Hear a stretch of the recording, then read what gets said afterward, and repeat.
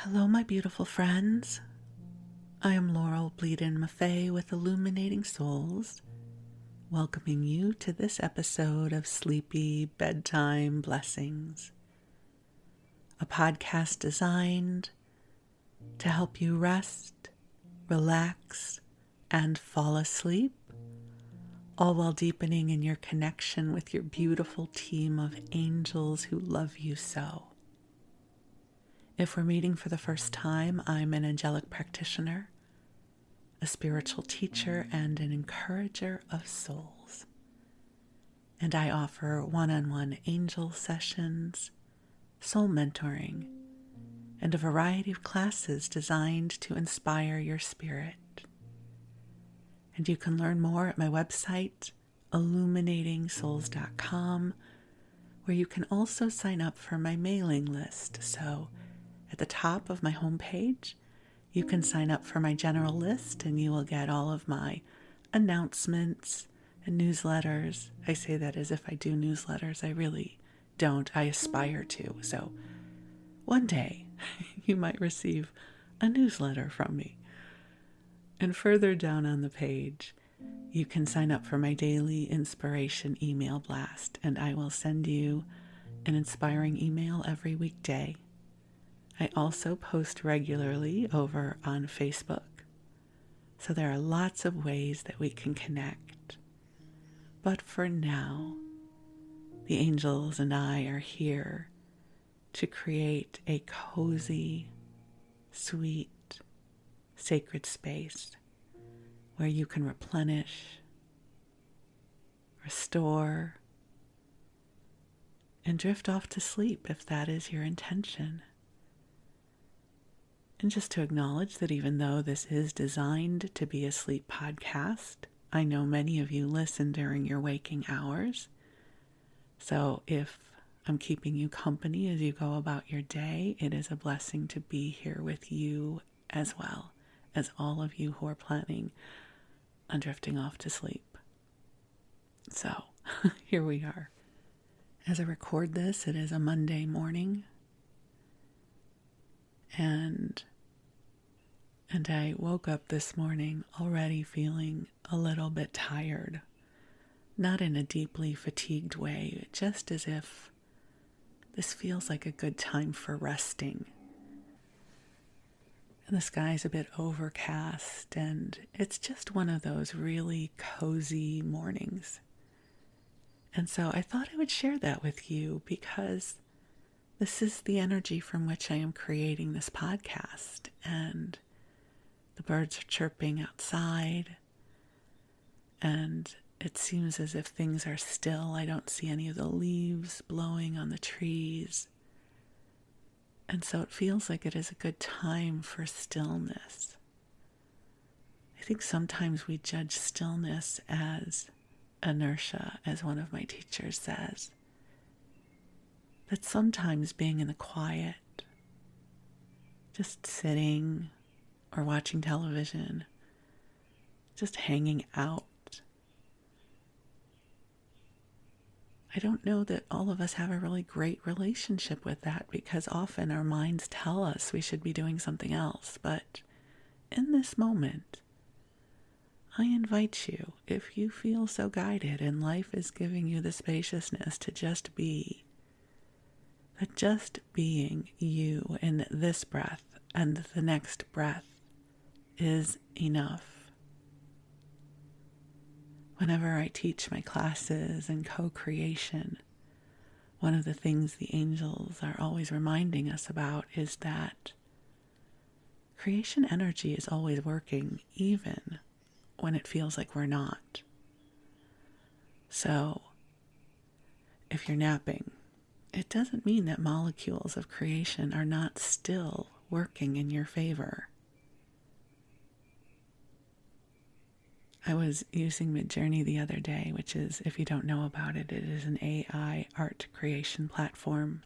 And I have a new class I am creating that involves the word miracles. At this point, I think it's called Co-Creating Miracles. And Midjourney is not really great at writing text yet. It's still learning. And so you can give it a prompt asking it to write text, and it's really a crapshoot of what you're going to receive. And the other day, it wrote the word miracling with all of these happy flowers. Miracling. It turned miracle into a verb. And I was so delighted. I'm like, that is the best word ever. How is this not already a word? Right? Like, don't bother me. I'm miracling. I'm busy. So almost imagine a meme with, someone taking a nap, saying it may look like I'm not doing anything, but I'm miracling. And so, I don't know, that delighted me. And I thought I would share that with you in case it delights you too, because strands of creation energy continue to work in our favor. We do not always have to be physically present or consciously focused, because creation takes place. I'm sorry, it sounds like someone's drag racing down the freeway. Sorry, I'll keep going though. So co-creation, it takes place multidimensionally.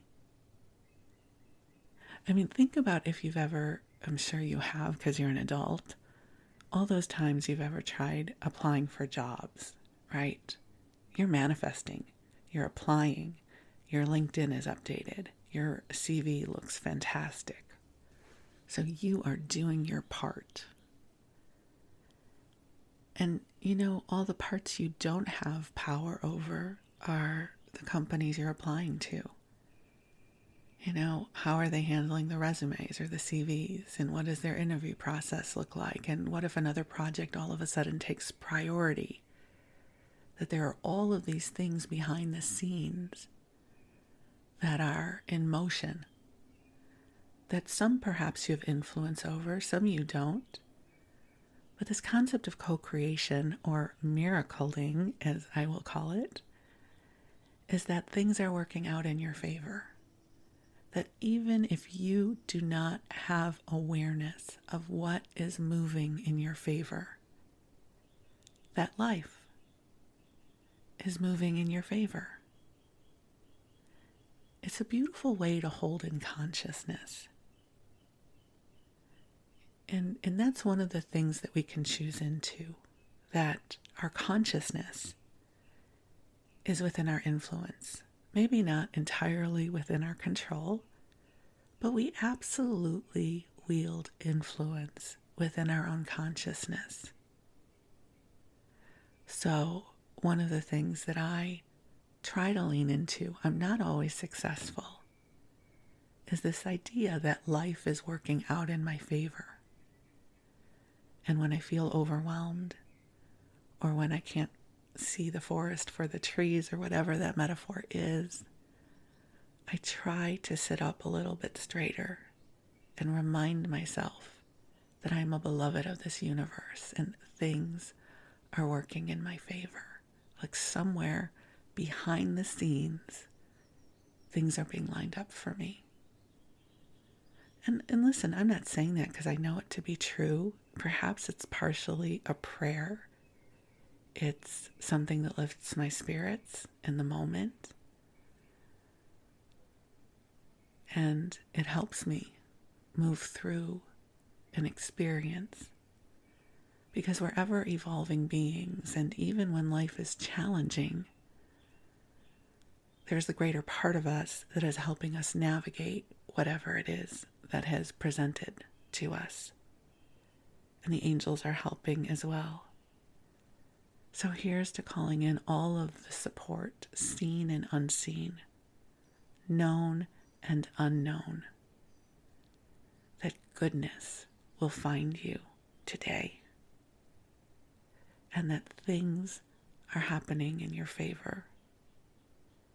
And together we're going to be miracling our way into sunshine and rainbows and brighter tomorrows. So that's a pretty good ramble for a Monday morning when I felt kind of tired. Go Angels!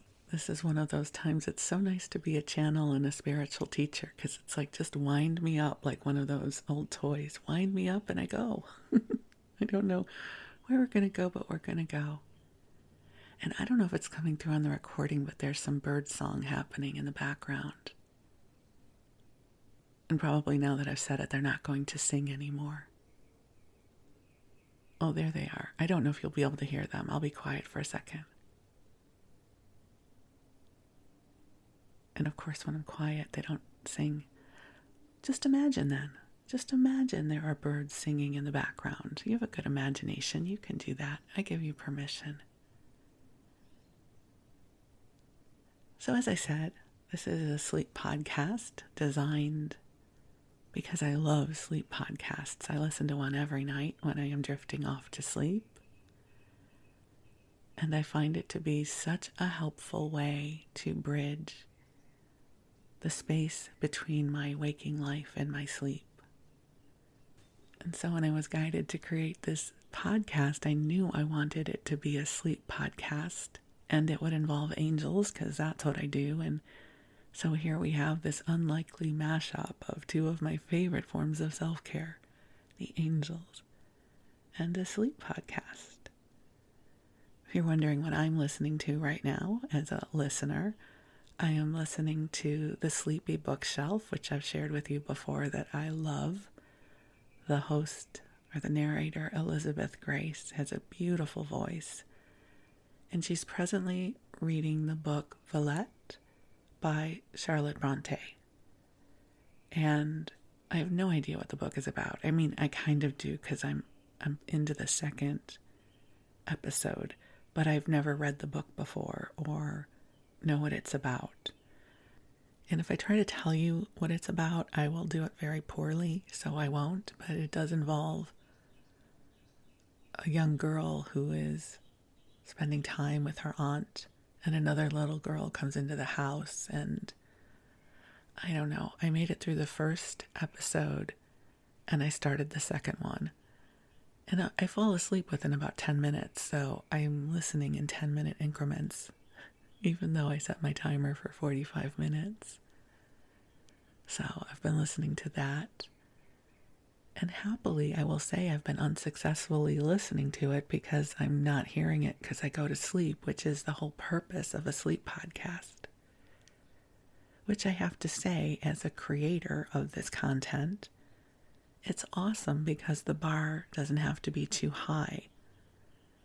You know, some people who make podcasts put a lot of work into each episode.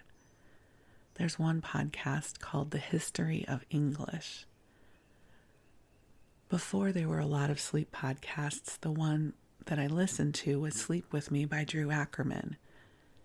And so in his Facebook group, people sometimes would give other suggestions, like what else can you listen to if you've listened to all the Sleep With Me episodes? And someone recommended The History of English because it's interesting and also it's easy to go to sleep to.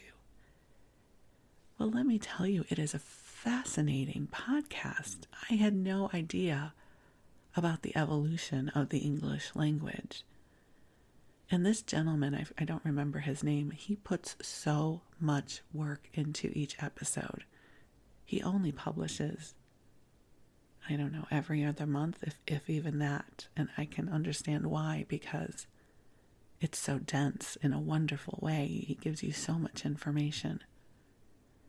And did you know, if we were to time travel back to the time of the first Queen Elizabeth, like the 1500s, was she the queen in 1500s? Whenever that was. Okay, forget the Queen Elizabeth reference because I don't know when she reigned. But if we were going to the 1500s, we would likely not understand English because it was pronounced so differently. And certainly if you were there in the 1200s, you would not understand English. Even though it was English, it didn't sound like English today.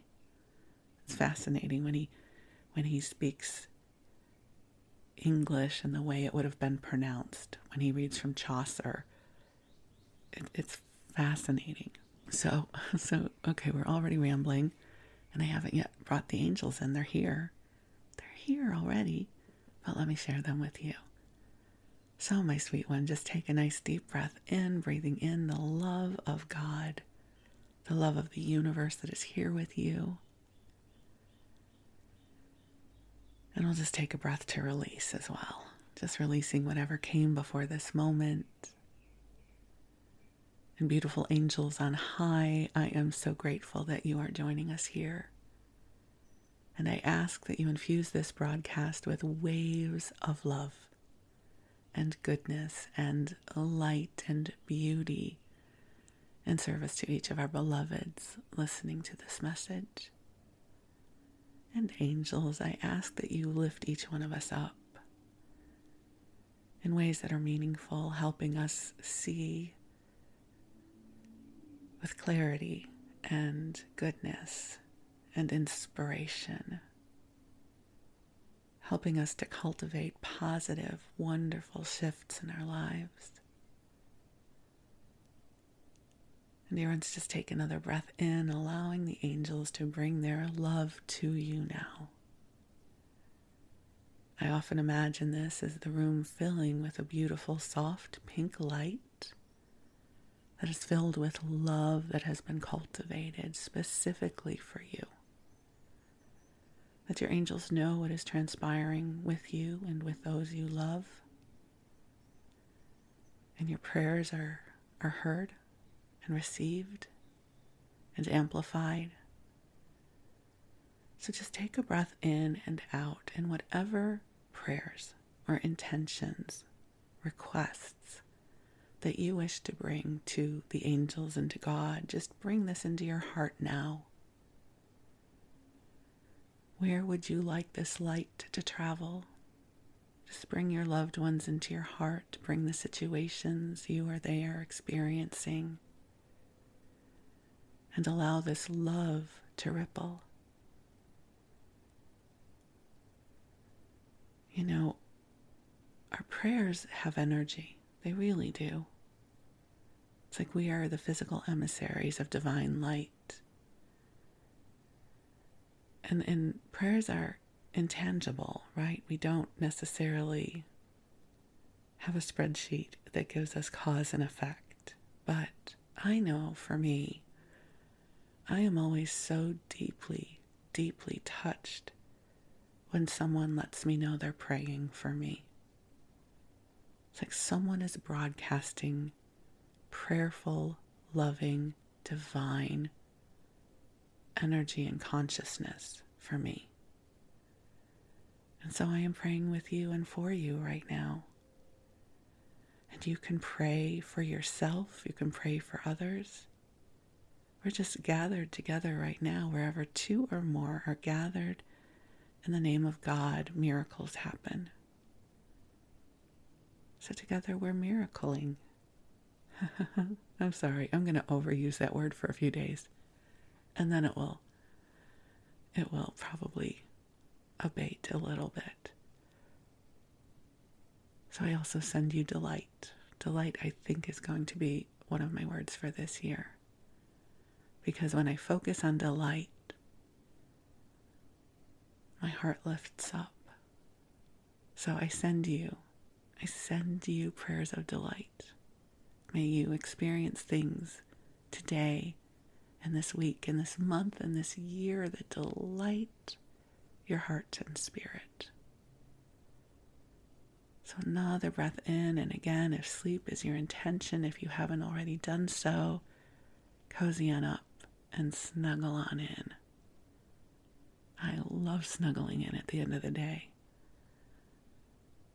Last night it was chilly here, and I have lots of blankets on the bed and pillows, and it was delectable to crawl in bed at the end of the day. So I hope you're in a place where your bedtime is cozy and it nurtures you. And if you're ready to drift off, go ahead whenever you want to, and we're going to move on into story time. And if you're staying awake, we're still moving into story time, and I hope that you enjoy what I've got prepared for you. So I do lots of different kinds of episodes here. I do ones where I share with you stories from my life, We flip through old cookbooks, old TV guides. I read to you from things that are in the public domain. And one of the ones that I really enjoy making and listening to as a listener are when I go back through old magazines. And one in particular that I love is Country Life in America. So this is, let's see, November 1916. So one of the things that I always find so fascinating about these magazines is they're talking about the past, but when it was current events, right? So we know what happens. But it's so interesting to me to look back at what life was like, what consciousness was like, how much things cost. And so I've done these before, and this is an issue I haven't flipped through before, so we're going to do it together. So this is the 15th anniversary of Country Life in America, and it's from November 1916. It's pulled from Google Books, and it was, I think, 6 months of issues that were ultimately released together as a book. That was very common back then. So we start off with an ad for a car that I've never heard of before. It's the Roush and Lang Electric. So they're not talking about electric cars like we talk about them now. They're talking about gasoline-powered cars that were considered electric back then versus the horse and carriage. So it says millions own automobiles, but only the few may enjoy the luxury of a Roush and Lang Electric. It is a standard of prestige, the social necessity, recognized universally. No other car approaches its utility, beauty, and perfect performance under all conditions. Lovely car. And this is the inside page. It says a magazine for the homemaker in the country. And just so you know, what they are talking about in terms of the country is likely not what we would think of as rural America today. So, for instance, Long Island was considered the country. So often near urban areas, there would be more rural areas where people would go. They would have homes, they would have little farms and orchards. And it's interesting because one of the magazines that Wes's mom always sends him is Country Magazine, the new one, and I love it. And it is really more based in rural America than this is. This is, to me, more extended suburbs, but they were perceived as rural back then. For instance, we're in the real estate section now, which is my favorite part of these. I am fascinated by these homes. So this is Southern Colonial Home at Flushing, Long Island. Okay, Flushing, Long Island is not country anymore. So, and back then it was country-ish, maybe suburbs, we would think of it. New York's most attractive residential section fronts on Kissena Lake Park, the gem of the city's park system.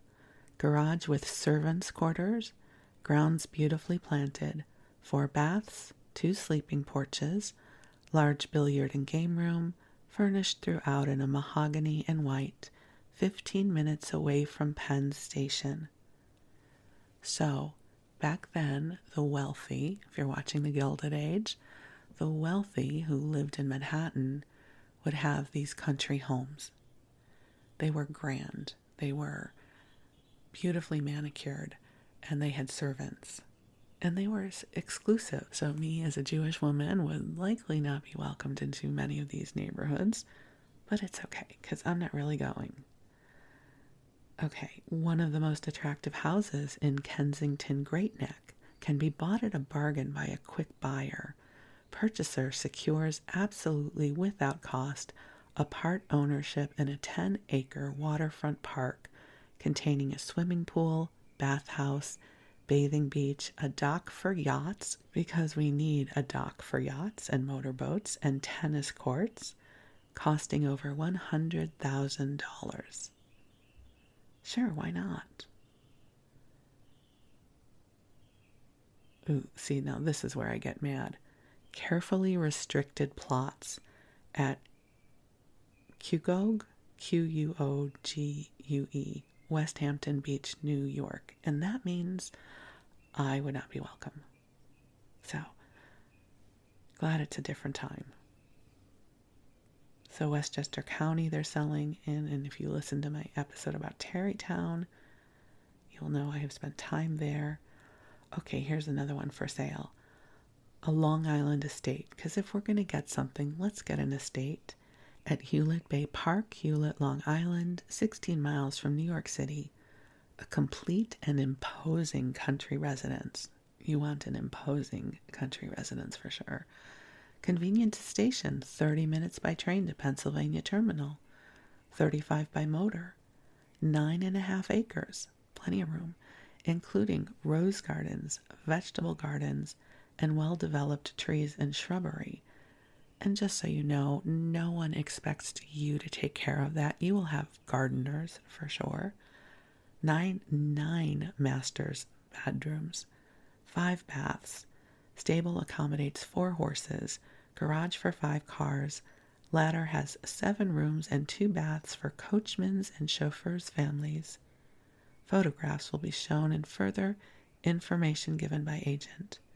Doesn't tell us how much it's going to cost.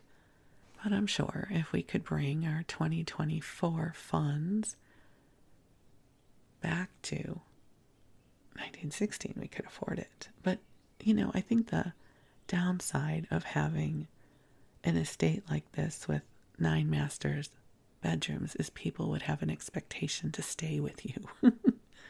Stay with me, perhaps I should talk about myself. And I don't know that would be fun. I'm sort of reaching the time in my life where I'm not peopling very much. Okay, here's one. For sale, beautiful Hudson River shorefront estate of 25 acres. One of the old historic showplaces of this favored section. It overlooks the widest part of the Hudson at Tarrytown, New York. I lived there. Not in this house, clearly. Riparian rights and dock landing for yachts, over 2 miles of private driveway, main entrance on Broadway, 18-room modern colonial house with spacious veranda on all 4 sides. House has plenty of storage space, ample closet room, equipped with modern improvements, hot water heat, and 2 water systems, including spring water from reservoir 125 feet in diameter and 7 feet deep on property. A 3-story gardener's cottage, garage, stable, numerous summer houses and fountains. Fine apple, pear, and cherry orchards, excellent vegetable garden, grounds lighted by electricity. No expense has been spared in laying out the grounds, and the trees are the finest in Westchester County. Less than 1 hour from 59th Street by motor. Trains almost every hour via Hudson River Division, New York Central. Among the neighboring estates are those of Henry Graves, Mrs. Finley Shepherd, John F. Daniel, Russell Hopkins, A.D. Irving. I know none of these people, but if we traveled in these circles back then, we would likely know them. So it's interesting. A few of these estates still exist, and many of them have become historic centers. And, back in the day, staying in Manhattan in the summer was unbearable because it would be so hot and you had so many people crowded together. So the wealthy would have these country homes. And typically the men, because the men were working, would go into the city for work, and then the families would be in these homes during the summer, and the men would sort of come out on the weekends. I say this as if I know that that's what happened. I've watched The Gilded Age, so I understand how this works now. But that's my recollection. So a few of these, at least one of these homes, I know I toured. I think it was Lyndhurst in Tarrytown. So that must have been really beautiful. Okay, let's see what else we could buy. So this is Riverdale and Hudson, again in Westchester County. Healthful surroundings. See, again, they're talking about the health because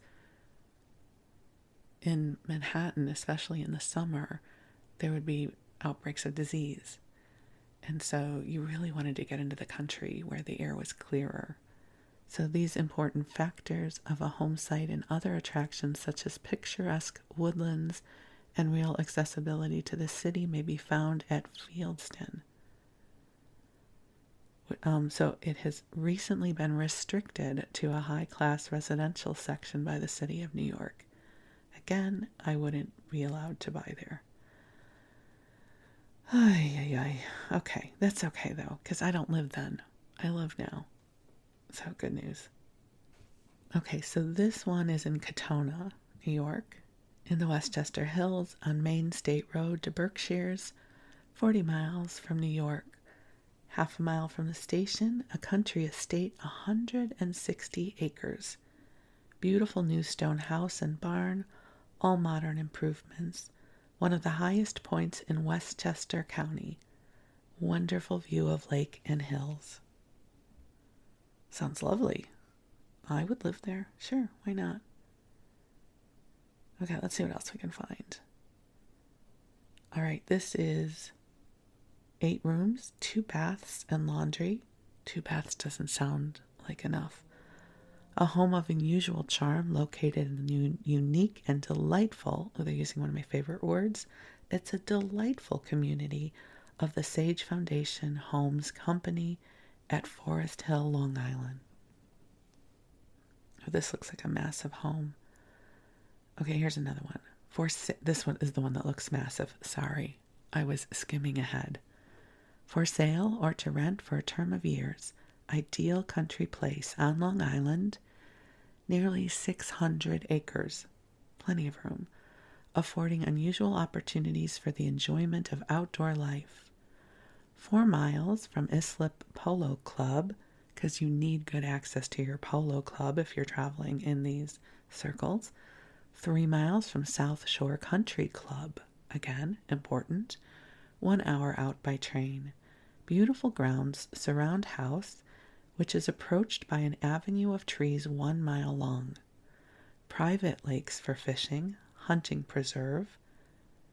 A house of 10 bedrooms, 5 baths, billiard room, parquet floors, electric light, hot water heat, etc., bowling alleys, concrete garage, large stable, box stall barn, various outbuildings, and several cottages. And you're part of the Kewanee water system. A unique opportunity for the country gentleman. Okay, 600 acres and a mile-long avenue of trees. It must have really been spectacular. But let's see what's available in Connecticut, because Connecticut is also an option. Here is a colonial residence at Greenwich, Connecticut, for sale or rent, so your choice. A colonial estate of 20 acres with beautiful grounds, a residence located on a ridge about 500 feet from the roadside, in a choice residential section of Greenwich, near the country club, large shade trees, shrubbery, a flower garden, terraces and tennis courts, garage with a living apartment above. The residence of colonial architecture consists of 24 rooms. Big enough for you? 9 tile bathrooms. Offered for sale, or the owner would consider to lease unfurnished for a term of years. Interior completed with carpets and rugs which will remain if desired. Unusual offering for an estate of this kind. 9 bathrooms. You would need a lot of servants. I don't think I would enjoy having full-time servants like that. I really like my privacy. And you know I'm not cleaning that house, right? No, I'm not cleaning 9 bathrooms. So I would have to have servants, who I would not call servants because I hate that word. I would have a housekeeping staff and I would treat them incredibly well and pay them fairly and give them benefits. If I'm that wealthy, that's how I would do it. So let's see, there is an old-fashioned remodeled farmhouse an all-year home in University Heights. Maybe you want a dairy farm. It's a 250-acre dairy farm, and you could rescue all those cows. Because if you're that wealthy enough, this could be a cow sanctuary. Okay, I'm getting a little preachy here, huh? Okay, I'll dial back a little bit. Okay, there's another farm for sale, a beautiful country home and practical farm, 125 acres, specializing in peaches. Oh my God, how yummy would that be? 400 feet elevation. See it at work to appreciate what it is. Okay, a peach farm, that would work. Make a lot of pie, huh? So, lots of stuff in Connecticut. Let's see what else I can find. Ooh, let's skip to California. I love these in California. Let's see what we can do. A 10-acre home. It's a country home in the city with an income. When you think of California, you think of fruits and flowers, sunshine and happy days. They're not talking about the TV show because it's 1916. Ideals realized in supreme contentment. To be a gentleman farmer in the city is a dream worth waiting for. California is the best place in the world to realize your ambition. I have an orange grove with the choicest bearing trees that are producing a handsome income. The place is offered for sale, not a bargain but a real value, and the best description written upon paper would not do it justice. The one best way is to see the property. And the person selling this is Earl Sandusky, and I don't believe the address given is the address of the farm because it's on Grand Avenue in Los Angeles, and that is downtown Los Angeles. There's another ad where they are selling lots in Point Loma in San Diego. So it says, Loma Portal, Loma Park, and Point Loma Villas furnish the very acme of home sites in this wonderful region. These subdivisions offer an endless variety in size, small enough for house, lawn, and flowers, or large enough for a gentleman's estate measured in acres. The lure of all the year out-of-door life in its most attractive forms is sure, within the next 5 years, to bring to Point Loma more home seekers than can be accommodated on its limited area. Yep, that certainly happened. Here's another one, the home sweet home of your dreams. Ideal foothill home, 8 miles from Los Angeles, paved automobile roads and 15-minute car service, 3 acres and oranges and miscellaneous fruits, new Swiss chalet of 8 large rooms, grand sleeping porch, furnace, hot water, gas, electric lights, and all city conveniences, large garage with servants' quarters, the combination of superb location, grand panoramic view, ideal climate, mountain water, pure air, and real home comforts cannot be duplicated anywhere. It doesn't say where it is, but it looks beautiful. So lots of farms. Now we're moving on to Colorado and Florida. Let's see, Maryland. If you want to farm in Maryland, 2 miles waterfront, splendid concrete roads to Baltimore, Washington, Philadelphia, and other points in the entire distance. 1.5 miles to Goodtown with 26 daily trains stopping. Brick residence in what is practically a wooded park of great natural beauty. Excellent farm buildings, fine duck and other shooting, which we would not do. Picturesque place of great capabilities. Take quick sale, important. Take $20,000. Oh, if we could only bring our today money there. Located in lovely region, both socially and agriculturally.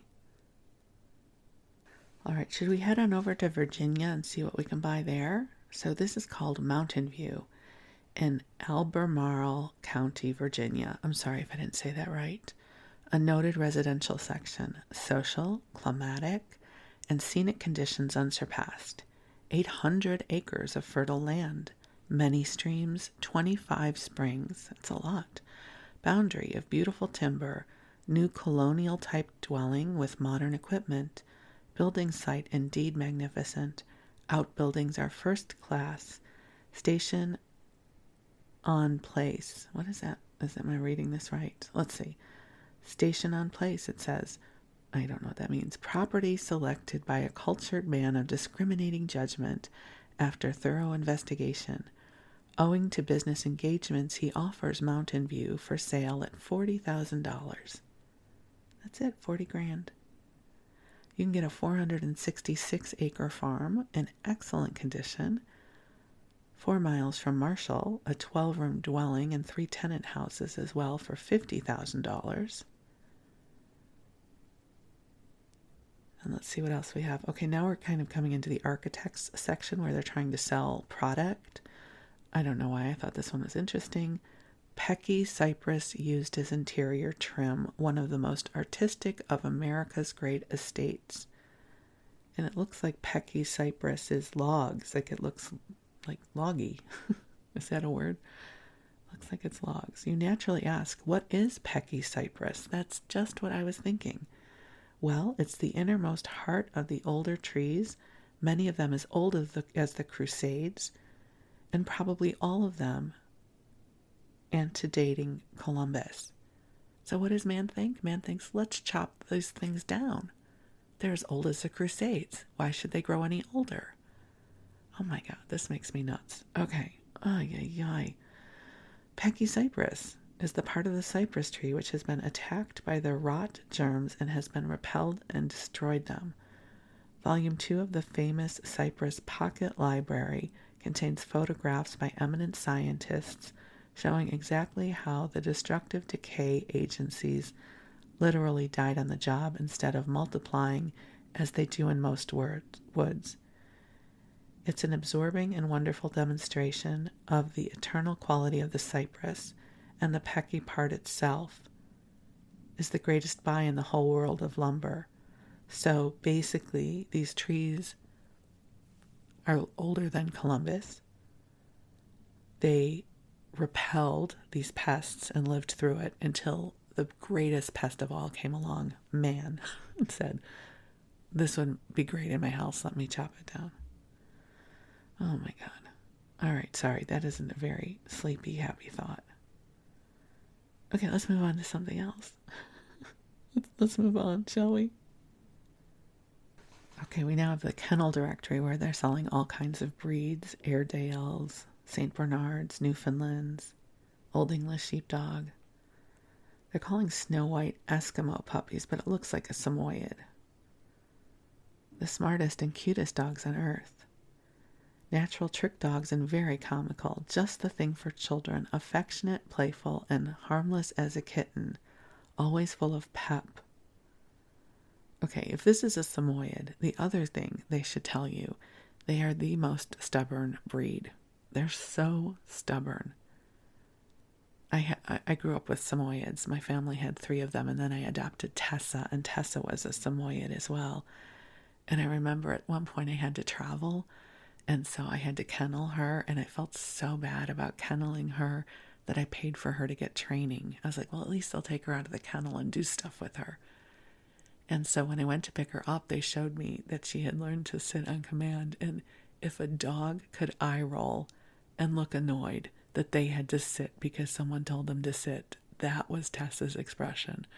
She looked at me and rolled her eyes and huffed, and she sat.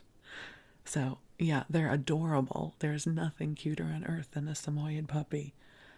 But they are stubborn and they shed. Never, ever, ever expect to live without dog hair again. Okay, Russian wolfhounds, ginormous dogs. Great Danes, ginormous. I love big dogs. And now we get to the smaller dogs. Oh, they have Chow Chows, Boston Terriers, Bulldogs, a white Scotch Collie. Oh, they look pretty. And then Highland White Terriers. We do have some cats. They have Persians. Yeah, so, back then, if you had money, you were buying a purebred something, right?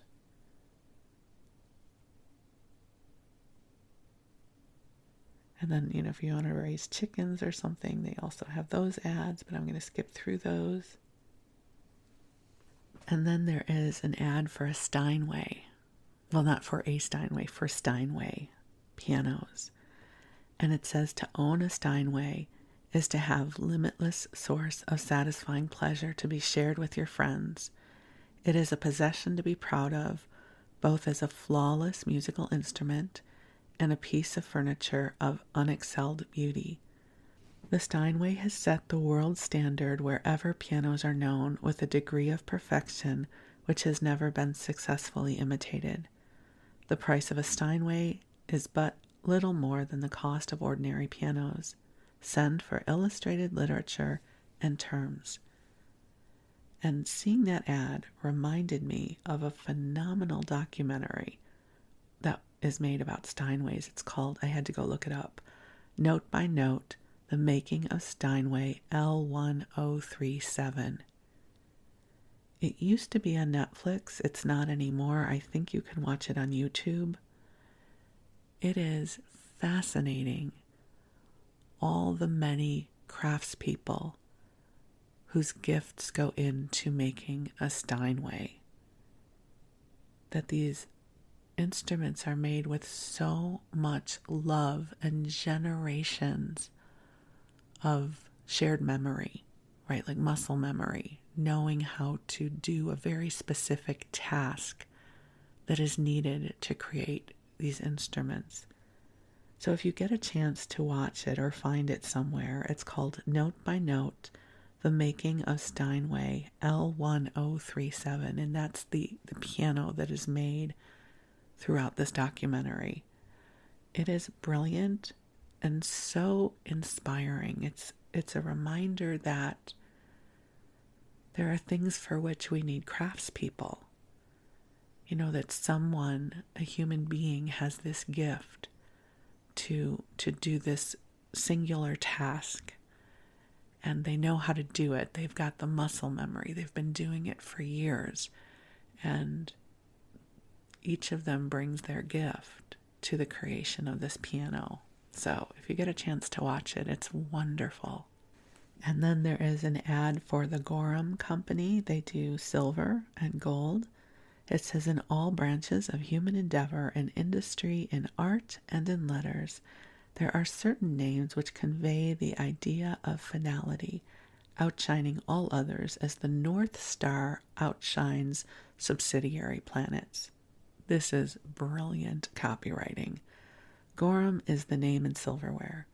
And when you buy sterling silverware with the celebrated Gorham imprint on it, you have the satisfaction of knowing that you have purchased the finest silverware for the money that the world affords. For sale by leading jewelers everywhere. That's brilliant. I love to read copy when someone gives their whole heart and soul to it. So, the idea of finality outshining all others as the North Star outshines subsidiary planets. You go with your bad self, right? Ooh, I found an article that looks interesting. It looks pretty long. I don't know that we're going to get through it, but it's about Geneva, Illinois, which is near where I grew up. Not really close, probably an hour and a half away. It's called The Children's Isle, How Geneva, Illinois, a town of 3,000 souls, solved the playground problem. So, in a beautiful Illinois river, within an hour's ride of Chicago, so I was right about an hour away, stands the Children's Isle. This island kingdom, which is perhaps the only one of its kind in existence, has been dedicated to the boys and girls of Geneva. The people of this little town, for it only has about 3,000 inhabitants, believe that their children should have a playground all their own, a little kingdom to themselves, where they may carry on their games and sports without outside interference. And they believe, too, that this playground will do much to develop their sons and daughters into good men and women. It was with this end in view that the champion of the children's cause became one of the 3 members of the Park Commission of Geneva Township. After being legalized by the county court, this commission found itself facing a peculiar situation. It had no park, no money, and no land. In fact, it did not have any assets whatsoever. It existed, and that was all. For a long time, it not only lacked the active financial help of the community, but also its moral support. The wealthy landowners along the river, whose estates were the pride of the countryside, were frankly disgusted with the idea. A playground was a thing for a city, not for a beautiful country. A place to play. Didn't the children have a whole valley? Didn't the surrounding country fascinate the thousands of picnic parties that came out from the city every Sunday and holiday on the electric road? Subscribe to such a thing or vote in favor of it? Certainly not. Why deface the natural beauty of the valley with the cindered playgrounds, the product of factory and the tenement districts? Those arguments sounded logical, and at first thought it did seem very foolish to put a playground into the beautiful scenery of the Fox River Valley. Magnificent grounds and gardens meet the eye at every turn, acres of flowers and rows upon rows of greenhouses. Certainly a playground would be sadly out of place there, but so are the children. There were too many tempting flowers that must not be picked, too many inviting boats that must not be clambered into, too many half-hidden rose-covered arbors not to be explored, and altogether too many keep-off-the-grass signs. But the owners could not do otherwise. A handful of children could demolish the results of the summer's work of the landscape artists and gardeners in no time. These were private grounds, and the owners were considerate to permit the public to enter at all. But such a privilege was not kindness to children, it was merely a tantalizing temptation. There were swimming pools in which they could not swim, ponds in which they could not wade, fish where they could not catch, and fruit that they must not pick. Certainly no one could ask or expect that the children be allowed to run wild over the costly grounds, yet where were the children to play? The wooded island, out in the middle of the river, right in the very heart of town, was clearly the answer. As it stood, it was inaccessible. The children could not reach it except in boats, and then they found it full of swamps and undergrowth. But the commissioners felt that it could be cleaned up and a bridge put over. It would solve their problem, so they went to work with that idea in mind. But as the city council was struggling with obstinate problems that it considered a great deal more vital than the establishment of a park and playground, the commissioners were compelled to shelve their plan. For 2 years, the champion of the children's right movement used his office as alderman to further other features of improvement for the town, and withheld his pet until conditions were ripe for its presentation. Ooh, this is getting really interesting, isn't it? Okay. But in the meantime, he and his brother park commissioners were not idle. They went before the commercial club and claimed the right to its support. They called its attention to the fact that the river cut the town in two, and that residents of the east side and the residents of the west side did not mingle freely, and that the children went to different schools and were not brought into common contact. In fact, the town represented a collective of individuals rather than a cooperative community. They argued that if a universal playground could be placed where it could be equally accessible to both factions, it would serve as a melting pot for the youngsters and promise a unified town for future generation. If it did not accomplish that in a very short time by bringing the elders together through the interest in their children, if catcher Oscar Swanson is receiving the offerings of pitcher Mike Kelly several times a week, it is difficult for the seniors Swanson and Kelly not to acquire at least a casual acquaintance. This sounded reasonable, but how was the commercial club to know that the children would go to the island to play? That was just the question which the commission was waiting for. If the commercial club would subscribe enough to throw a temporary footbridge across from the mainland to the island and pay the expenses incurred, the commission would give a picnic and play day to the children just to see how they would take it. The picnic proved a great success. It seemed that every child in the township had responded. There was no doubt that the children were anxious to have a place to play within reasonable distance of their homes. The commissioners had shrewdly figured that if they could show the poor people of the community where their children would have a chance to enjoy on the island advantages which they themselves had never known, this would win their support. If it was to be merely a beauty spot, a place for automobile parties to picnic, they would vote against it. But if it was really for their children, that was a different matter. A petition in favor of the commission's idea was circulated on the day of the picnic and was signed by practically every poor voter in the community who had children, and a goodly percentage of them were on the island that day. This brought the plan squarely before the city council and demanded their attention. But could the island be bought, provided the necessary money was secured? Frankly, the council did not think it was practical. But again, the commission was prepared. They had an option on the island, and it could be bought for $2,500. The commissioners had not nourished their idea for 3 years to let up now that they had caught the public's attention.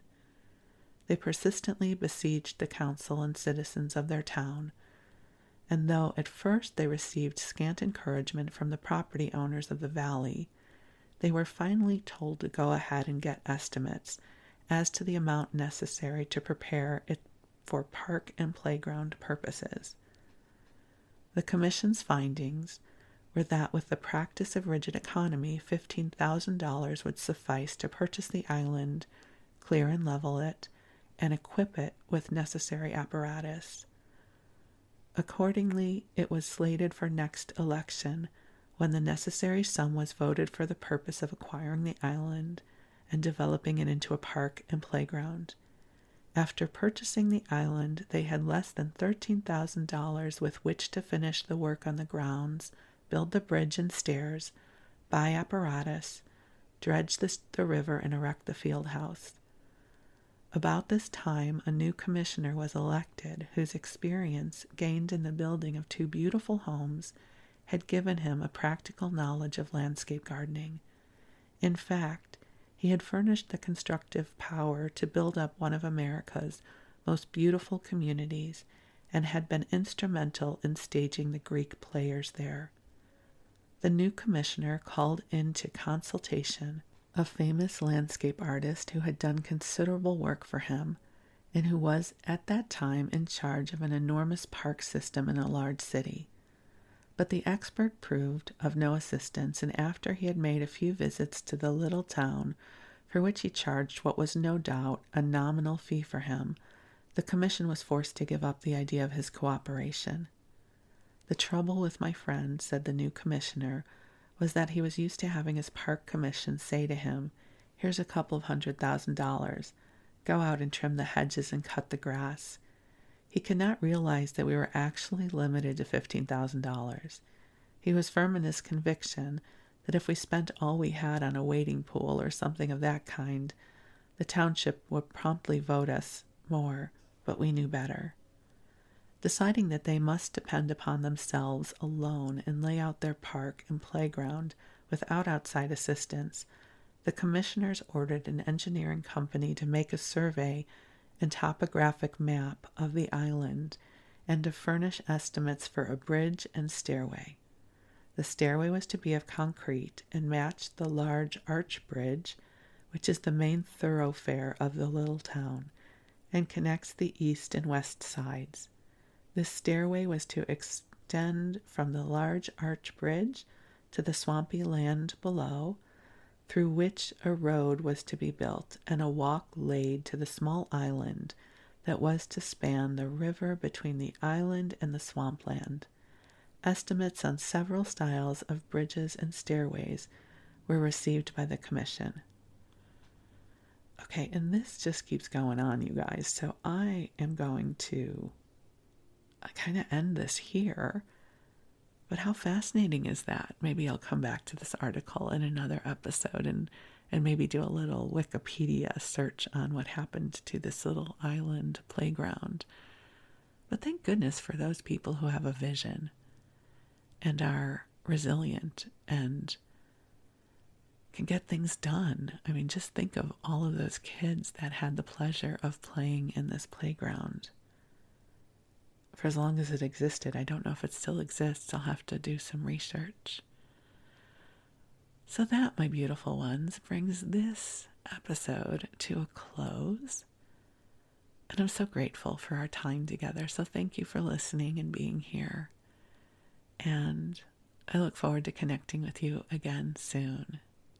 Thank you so much. You are truly a blessing in this world, and I am grateful for you.